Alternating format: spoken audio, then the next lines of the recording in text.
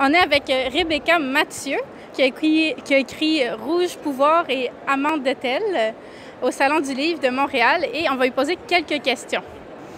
Donc, première question, parlez-nous un peu de vos livres que vous venez de sortir au Salon.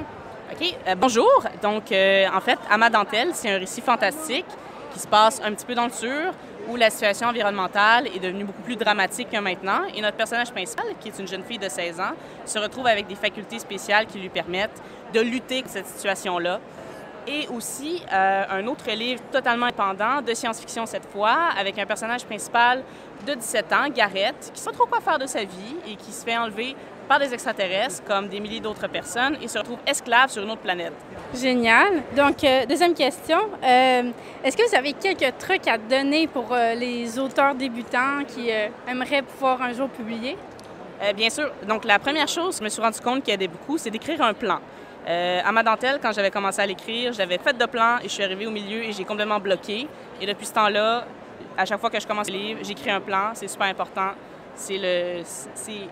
Je pourrais donner des conseils, mais c'est vraiment le plus important. Donc, parfait.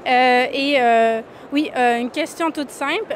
Qu'est-ce qui vous inspire à écrire? Qu'est-ce qui vous donne des idées?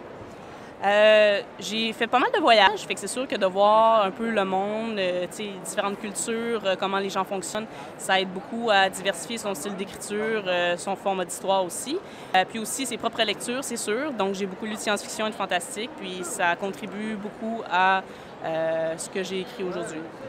Parfait. Donc, aussi des petites questions rafales, pas trop compliquées. Est-ce que vous préférez lire papier ou numérique? J'aime les deux, ça dépend de la situation. Si je veux pas qu'on constate que je lis, je préfère le format numérique, c'est plus discret. Mais sinon, le format papier, ça sent bon, ou ça sent le vieux, c'est toujours le fun. Tu es dans une planète où il faut absolument que tu choisisses un des deux. Lequel tu Je pense électronique, c'est plus facile à transporter. Parfait. Deuxième question. Si vous avez à choisir science-fiction ou fantastique? Oui, OK. Ben, je vais dire la science-fiction aujourd'hui. OK. Et dans un livre, est-ce que vous vous attachez aux vilains ou aux héros? C'est un peu un mélange, mais je dirais que de plus en plus, je vais aller vers peut-être le vilain. Parfait.